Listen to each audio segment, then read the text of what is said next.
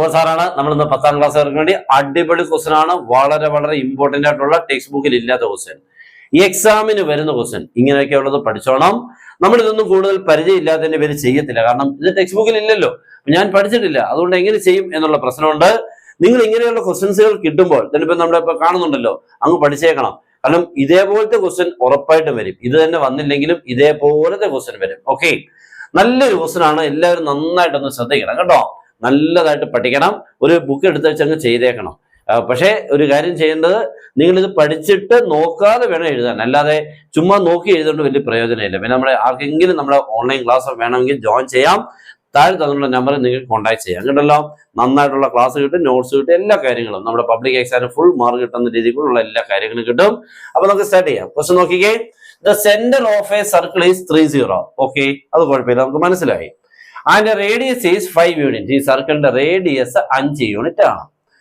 Next എന്താണ്? Fine. അങ്ങനെയാണെങ്കിൽ fine the coordinates of the points that circle cuts X axis. അങ്ങനെയാണെങ്കിൽ ഈ circle X ആക്സിസിനെ cut ചെയ്യുന്ന പോയിന്റ്സിനെ കണ്ടുപിടിക്കണം. ഈ പോയിന്റിനെ കണ്ടുപിടിക്കണം, ഈ പോയിന്റിനെ കണ്ടുപിടിക്കണം.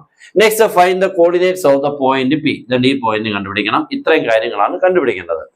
ഈ ഫിഗർ ഒരു പ്രശ്നം കുട്ടികളുടെ മനസ്സിൽ വരുന്നതിന്റെ കാരണം നോക്കിക്കേ, സർക്കിൾ ഇത്തിരി നീങ്ങി നിൽക്കുന്നത് അല്ലേ? അങ്ങനെ സാധാരണ നടുക്ക നമ്മൾ ഇങ്ങനെ നമ്മൾ കാണാറുണ്ട്, ഇങ്ങനെ കറക്റ്റ് നടുക്ക്. ഇതാകുമ്പോൾ പിള്ളേർക്കെല്ലാം ഈസിയാണ്. പക്ഷെ ഇവരെ ആരുടെ തള്ളി അങ്ങോട്ട് മാറ്റി വെച്ചപ്പോഴത്തേക്ക് പരിപാടി കഴിഞ്ഞില്ലേ? ഓക്കെ, നമുക്ക് ചെയ്യാം. അപ്പൊ നിങ്ങൾ ശ്രദ്ധിക്കേണ്ടത്, ഈ പ്രോബ്ലം ഒക്കെ ചെയ്യാൻ നമ്മൾ ഇങ്ങനെ ആലോചിക്കണം. നമ്മുടെ തലയിൽ വരുന്ന ആ ഐഡിയ ആണ് പ്രോബ്ലം ആയിട്ട് മാറാൻ പോകുന്ന answer. Okay, centre 30. Okay, radius എത്ര മോനെ? 5. അതാണ് ഈ പ്രോബ്ലത്തിന്റെ ഏറ്റവും വലിയ ക്ലൂ. ഓക്കെ, റേഡിയസ് 5 എന്ന് പറഞ്ഞാൽ ഇവിടെ നിന്നും ഇങ്ങോട്ടുള്ള ഈ ദൂരം 5 ആണ് എന്നർത്ഥം, 5 സെന്റിമീറ്റർ. ഓക്കെ, അതുപോലെ ഇവിടുന്ന് ഇവിടം വരെയുള്ള ഈ ദൂരവും 5 ആണ്. ഇവിടുന്ന് ഇങ്ങോട്ടുള്ള ദൂരം 5 ആണ്, ഇവിടുന്ന് അങ്ങോട്ടുള്ള ദൂരം 5 ആണ്. അതാണ് ഈ ക്ലൂ. അപ്പൊ ഇത് 30 5 യൂണിറ്റ് മാറിയുള്ള ഈ പോയിന്റ് ഒരാൾ ചോദിച്ചാൽ അതാരായിരിക്കും? 3 + 5 80 ആയിരിക്കും ആ പോയിന്റ്. ഉണ്ടല്ലോ, 80. അതാണ് അത്, 3 + 5. ഓക്കെ, അപ്പൊ 3 + 5 അതാണ് 8, അതാണ് 80. അപ്പൊ ഇപ്പുറത്തോട്ട് വരുമ്പോ 3 - 5 ആണ് കേട്ടോ. 3 - 5 ആൻസർ ആരാ മോനെ? -. അപ്പൊ ഈ പോയിന്റ് ആരായിരിക്കും? -20. അത്രേ ഉള്ളൂ. ഓക്കെ, ഇവിടുന്ന് ഇങ്ങോട്ട് പുറകോട്ട് 5 യൂണിറ്റ് വരും. അപ്പൊ ഇങ്ങോട്ട് ഇങ്ങനെ കുറഞ്ഞു വരുമ്പോൾ ഇവിടുന്ന് വന്ന് -2 കാരണം 5 യൂണിറ്റ് മാറണ്ടായോ? ഇവിടെ വരുമ്പോൾ 3 യൂണിറ്റ് ആവും. ബാക്കി ഒരു 2 യൂണിറ്റ് കുറഞ്ഞു വരുമ്പോൾ -20. ഓക്കെ, അത്രേ ഉള്ളൂ. ഓക്കെ, അപ്പൊ നമുക്ക് അത് മനസ്സിലായി അല്ലേ? അപ്പൊ നമുക്ക് കട്ട്സ് ദി എക്സ് ആക്സിസ്. ഒന്നാമത്തെ ക്വസ്റ്റ്യൻസ് ആൻസർ കിട്ടി. എ ആരാ മോനെ? 80 കിട്ടി. ബി ആരായിരുന്നു? -20 കിട്ടി. ഇനി നമുക്ക് എന്തോ വേണ്ടത്? പി എന്ന് പറഞ്ഞ പോയിന്റ് വേണം. പി ഏത് ആക്സിസിലാണ് മോനെ? വൈ ആക്സിസിലാണ് അല്ലെ? വൈ ആക്സിസിലെ പോയിന്റുകളെല്ലാം 0 കോമയിലാണ് സ്റ്റാർട്ട് ചെയ്യുന്നത്. അപ്പൊ ഈ നീളമാണ് നമുക്ക് ഇവിടെ വേണ്ടത്. ഇത് O ആണ്. ഈ OP എന്ന് പറയുന്ന നീളം ഉണ്ടെങ്കിൽ നമുക്ക് ഈ പ്രോബ്ലം ആൻസർ ആവും. ഓക്കെ, ഈ നീളം ഇപ്പൊ എത്ര ആണോ അപ്പൊ 0, ആ നമ്പർ ആണ്. ഈ നീളമാണ് ഇവിടെ നമ്മൾ എഴുതേണ്ടത് കേട്ടോ, ഇവിടെ എഴുതേണ്ടത്. അപ്പൊ ആ നീളം കണ്ടുപിടിക്കാൻ നമ്മുടെ ഒരു റിസൾട്ട് ഉണ്ട് മോനെ. ഇതാണ് ഇങ്ങനെ പഠിച്ചിട്ടുണ്ട് അല്ലേ? ഇങ്ങനെ എനിക്ക് ഇതൊന്ന് കണ്ടാൽ മനസ്സിലാവുമായിരിക്കും.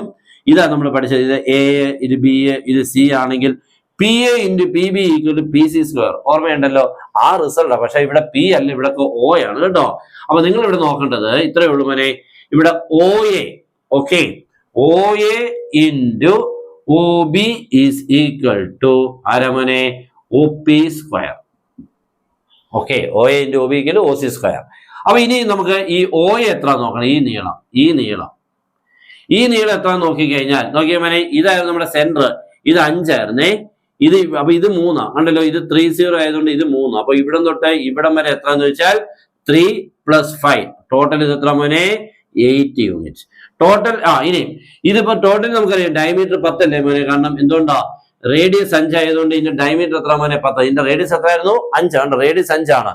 അപ്പൊ ഈ ദൂരം എന്ന് പറയുന്നത് ഡയമീറ്റർ ടോട്ടൽ നീളം എത്ര മോനെ? 10 അല്ലയോ? അപ്പൊ ഇത്രയും 8 പോയി കഴിഞ്ഞാൽ ബാക്കി ഈ നീളം ഒരാൾ ചോദിച്ചാൽ എത്ര മോനെ? 2. ഓക്കെ, അപ്പൊ നമുക്ക് ഇവിടുത്തെ OA എത്രന്ന് ചോദിച്ചാൽ 8 ആണ് കണ്ടല്ലോ. അപ്പൊ 8 × 2 എത്രയാണ്? OP² or 16 = OP² or OP = √16. Answer is ആരാ മോനെ? 4. ഓക്കെ, അപ്പൊ ഈ നീളം നമുക്ക് എത്ര കിട്ടി മോനെ? 4 യൂണിറ്റ് കിട്ടി കേട്ടോ. ഈ നീളം 4 ആന്ന് പറഞ്ഞാൽ ഈ പോയിന്റ് എത്രയായി? 0.4. That's all. ഓക്കെ, അപ്പൊ നമ്മുടെ പി യുടെ പോയിന്റ് കിട്ടി 0.4. കൃത്യമാണല്ലോ. നല്ല ക്വസ്റ്റൻ അല്ലേ? ശരിയാണ്. പക്ഷെ നമുക്ക് എളുപ്പം ചിന്തിക്കത്തില്ല എന്നുള്ള ഒരു കുഴപ്പം ഇതിനകത്തുണ്ട്. ഇങ്ങനെയൊക്കെ ചിന്തിക്കുക എന്ന് പറഞ്ഞാൽ ഇച്ചിരി ബുദ്ധിമുട്ടാണ്. പക്ഷെ ഇങ്ങനെയൊക്കെയുള്ള ക്വസ്റ്റ്യൻസുകൾ വരുമെന്നുള്ളതും ഉറപ്പാണ്.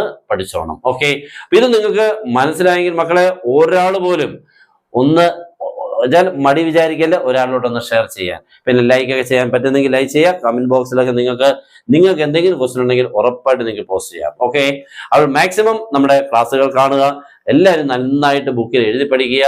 നമ്മുടെ ഹെൽപ്പുകൾ മീൻസ് ഇതേപോലുള്ള ക്ലാസ്സുകൾ up to your public exam വരെ കിട്ടിക്കൊണ്ടിരിക്കും. എല്ലാവരും നമ്മുടെ ചാനൽ ഫോളോ ചെയ്തേക്കണം. ഓക്കെ, അപ്പൊ എല്ലാവർക്കും ഗുഡ് ബൈ.